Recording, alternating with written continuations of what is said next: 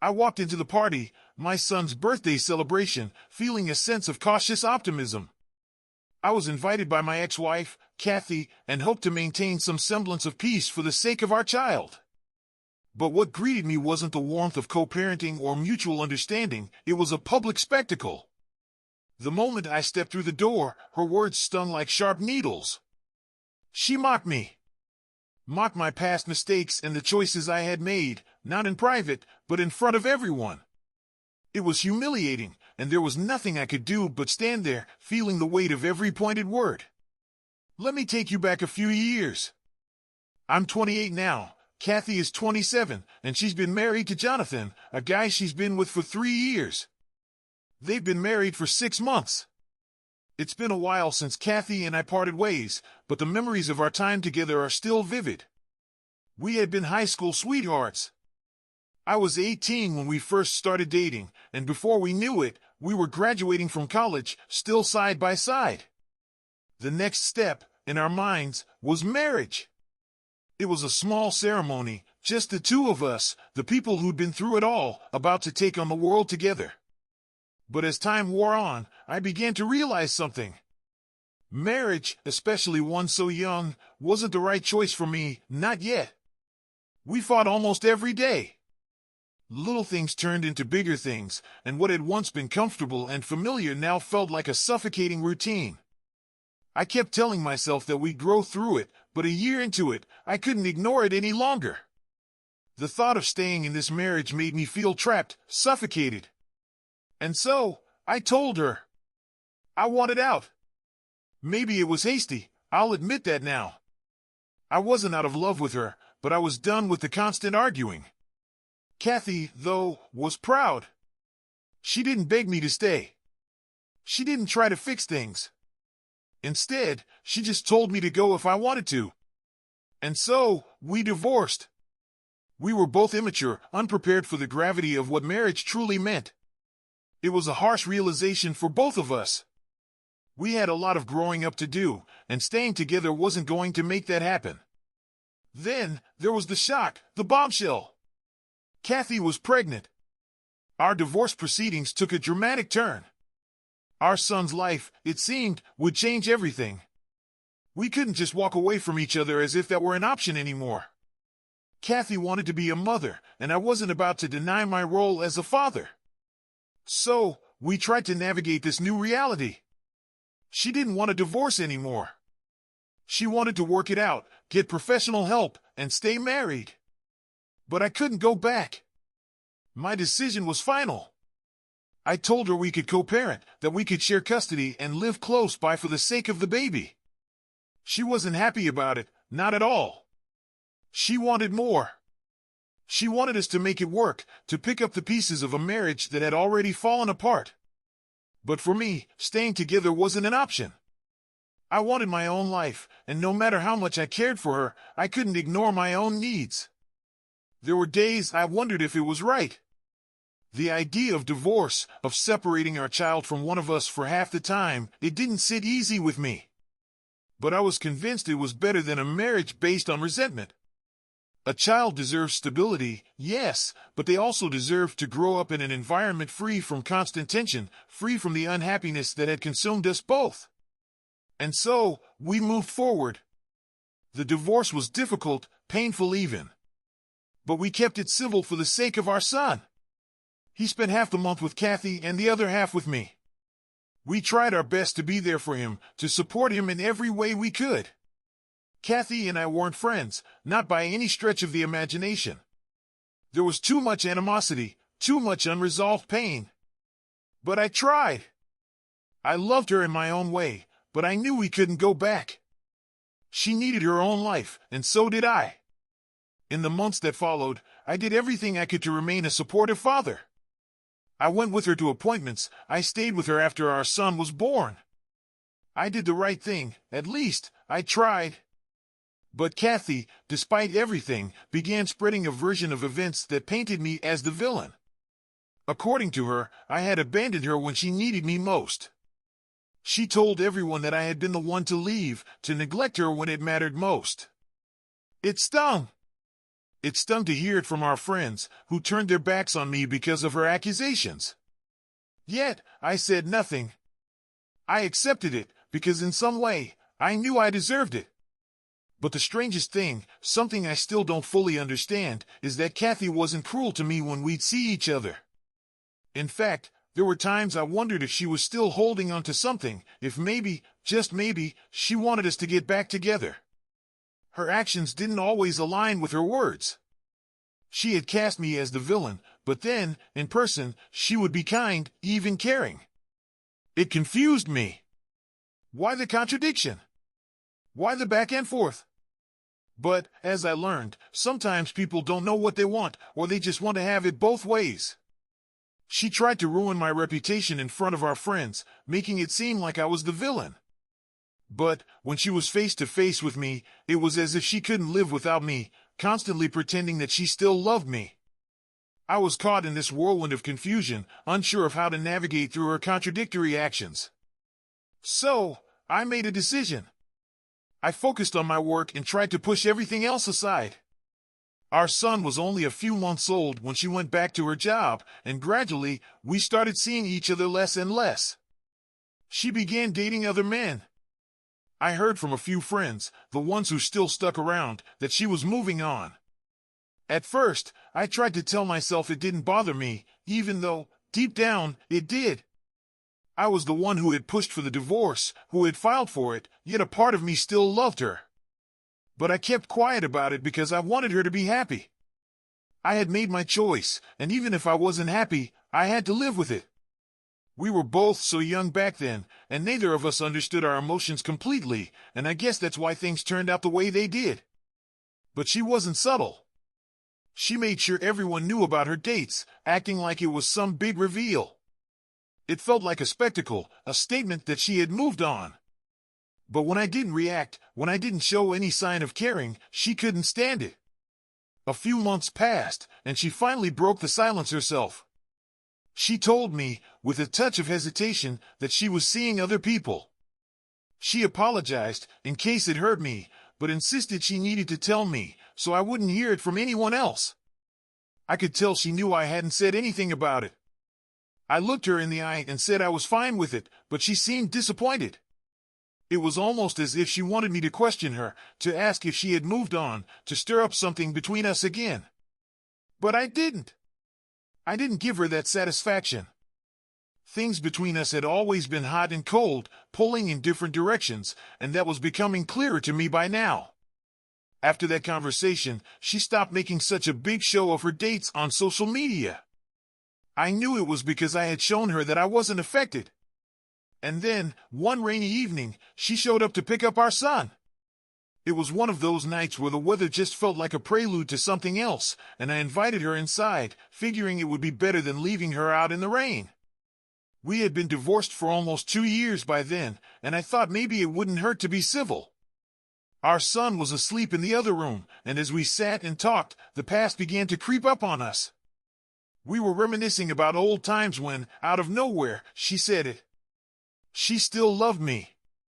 Even after everything, even after all this time, she said she still loved me. And just like that, we ended up together. We slept together, and she stayed the night. It felt comforting, in a way, as though nothing had changed. But the morning came, and with it, reality. She was gone before I even woke up, taking our son with her. A message followed, apologizing, saying it had been a mistake and that she didn't want to get back together. It shattered me, but I knew it wasn't my place to change her mind. I convinced myself that it was a one-time thing, that the rain had made her nostalgic, that she had probably been lonely. I had been lonely too, after all. Divorce had a way of making you feel isolated, and at our age, it wasn't like we had many options to date, especially with a child involved. I didn't dwell on it for long. We fell back into our cordial routine as co-parents, no longer partners. She tried to reach out several times, tried to reignite something between us, but I kept my distance. I had made my decision, and I wasn't going to waver. Then, she started dating Jonathan. I knew him well, he was the older brother of a friend from school. Jonathan was a good guy, someone I trusted, and I was genuinely happy for her. He was the kind of man who would treat her right, and I could rest easy knowing she had someone who would take care of her. As the years went on, our interactions became even less frequent, and I was okay with that. She had someone now, and I was focused on my own life, my work, and moving on. But just a couple of weeks before her wedding, something happened. You probably guessed it by now, but I'm not proud of what I did. I think it's one of the worst things I've ever done. She came to me. A month before her wedding, she showed up at my apartment, unexpected. Our son was at her place that night, and we hadn't spoken unless it was about him. So when she knocked on my door that night, I was confused. But when I saw her, all the confusion faded. She fell into my arms, sobbing, telling me how much she missed me. She confessed that everything she had done over the past couple of years had been a game, a way to try and get me back. She said she had never truly moved on, even though she had tried. She had been playing mind games, acting hot and cold, because she was confused about what to do. And in that moment, I was lost again, pulled back into the past. I had a lot of things weighing on my chest, things I had never shared with her before. So, I finally confessed everything. I told her I hadn't been able to move on either, that I was just as confused about my feelings. And, in that moment, we kissed. One thing led to another, and before we knew it, we had crossed a line we couldn't erase. The guilt hit me like a wave afterward, crashing over me. I still feel that way now. But back then, I convinced myself that maybe, just maybe, Cathy would see me in a new light. I really thought she would leave Jonathan and choose me instead. But, once again, reality shattered that hope. The next morning, she woke up crying, her emotions spilling over, and I had to be the one to console her. It was then that she told me the truth, that she loved Jonathan, that this had all been a panic, a distraction from the looming reality of her marriage. And that truth, it shattered me. It hurt even more when she begged me to keep this secret. She was so scared that the mess we created would jeopardize her future with Jonathan. The guilt she felt wasn't just about what we'd done, it made her realize something she couldn't deny, her love for him.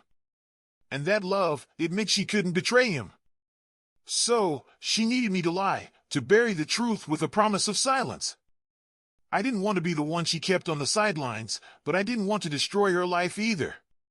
So, I agreed, and she walked away. She married him, and that was it. I was left with the pieces of my heart, broken and confused. I had held on to a hope, one that now felt so foolish, that someday she would come back to me. After all, I was at an age where I was ready to build a life again, and I still loved her. I couldn't move on. But once she married Jonathan, that hope began to fade. And after what happened recently, it seemed even less likely that we would ever be together. No matter how much I loved her, no amount of affection could change the fact that she wasn't a good person. I realized that a long time ago, but it took me years to finally accept it. I had always believed she would change, but I knew, deep down, that wasn't going to happen. Maybe I'm the villain in this story, but at least I don't hurt people just to make myself feel better. She does that. And I think she enjoys it. She's always been the one to instigate everything between us, and while I was complicit, she knew my feelings for her, and she took advantage of them. I can't blame myself entirely. It was her responsibility to stop it, to respect the boundaries I could never quite set. And then came the day she invited me to our son's birthday party. I decided to go. Usually, whichever parent had him for the weekend celebrated his birthday, and after the other parent picked him up, they'd have their own celebration separately. Our son had it pretty good that way, 2 birthday celebrations. But this year, Cathy thought it'd be better to have just one, since our son was getting older, and it was getting to be too much. I agreed to help with the party expenses and promised to be there for him. But when I arrived, something was off. Cathy's energy, her mood, everything felt wrong. She started making jokes at my expense as soon as I walked in. I had arrived late, after work, and most of the guests were already there. The first thing she did was mock me for being late to my son's party. That's what happens when you put work over everything, she said. It was a thinly veiled jab at me for the way our marriage ended, for how I had put work above everything else, including her. And then, as if that wasn't enough, she started making fun of my receding hairline. It caught me off guard. Of all the things about her I could have pointed out, I never expected her to pick on something like that. It was embarrassing, childish even. We were grown adults. Picking on each other like we were back in kindergarten wasn't appropriate. Then Jonathan joined in. He tried to sound compassionate, but it only made things worse. He said it was probably all the stress I put myself through, and they both started suggesting I take time off from work and live my life. Apparently, I wasn't living well, making bad life choices. I should have known better than to ask for clarification, but I did. And once I did, they started listing out all the reasons they thought I'd ruined my life. They were ridiculous, saying my first divorce was a mistake, as if the fallout from that was the reason my life hadn't turned out the way they thought it should. And work? Work was the villain in their narrative. Because I put it first, I was late to my son's birthday. Because I worked hard to build my future, I was apparently neglecting the people around me. They didn't seem to care that I didn't come from wealth, that I had to hustle to make my own way. But none of that mattered to them. The only thing that mattered was how they saw me, and it was clear they were judging me. I didn't say anything. I just stood there, shocked by Cathy's words, and even more so by Jonathan's support of them. After they finished their little critique, they moved on to entertain the other guests. That's when I decided to write a note. I was angry, and I needed Cathy to know that. I wasn't saying anything at the party because of our son, but next time she crossed a line, I wouldn't stay silent. I wrote just a few words, but they were enough to let her know I hadn't forgotten what she had done, what she'd hidden from everyone else. I still know your secret. Watch your words around me, I wrote. Then I left, slipping out of the party unnoticed. Our son was busy with his friends, and I knew he didn't miss me. The next morning, I got a call from Cathy. She was crying. She'd read the note, and she was sorry for what she'd said. She explained she was upset because I had been late and our son had kept asking for me. They even had to cut the cake without me. But it wasn't my fault. I had left work on time, but traffic had been terrible. I couldn't shake the frustration that gnawed at me, the judgment they passed, and especially the words that were thrown my way. It wasn't just that they didn't understand me, but the fact that she, of all people, was saying these things after everything we had been through together. She was begging me to let it go, to not bring it up again, but deep down, I couldn't ignore the growing weight on my chest. The night before, I had an awakening, a stark realization. I wasn't ruining my life because of what they said. I was ruining it because I kept giving Cathy chance after chance, hoping she'd change. But what had I promised her, really? I hadn't promised anything. I told her I was busy and would talk later, nothing more. But now, I couldn't hold it in anymore. I felt this overwhelming urge to go to Jonathan, to finally tell him the truth. I couldn't carry this secret any longer. The burden was suffocating me. What would happen if I finally told him what I knew? Could I live with this guilt? I didn't think so. I wasn't going to be trapped in this any longer. The truth needed to be known. A week had passed since that night at the party. Since then, silence. No word from Cathy. Nothing. It felt liberating. But I couldn't let it go. I had done it. I sent a message to Jonathan. I told him everything. About Cathy. About what had happened before the wedding. The lie. The betrayal. I sent him the proof, the pictures, the timeline, everything. It was like a weight had been lifted. A sense of relief flooded through me. For the first time in a long time, I felt like I could breathe again. After I sent that message, I did the only thing I could think of. I blocked both Cathy and Jonathan. I knew I'd have to face Cathy soon enough when I went to pick up our son, but for now, I didn't need to talk to her. I told everyone I knew to keep her out of our conversations. This was my truth, and I wasn't going to apologize for it. I was done with it all. I didn't care about her anymore. I didn't want to know how she was doing. I didn't want to be dragged back into the mess. And as for the rest of it, the fallout? I wasn't worried. The guilt they tried to impose on me, the blame, they could keep it. I had already dealt with enough.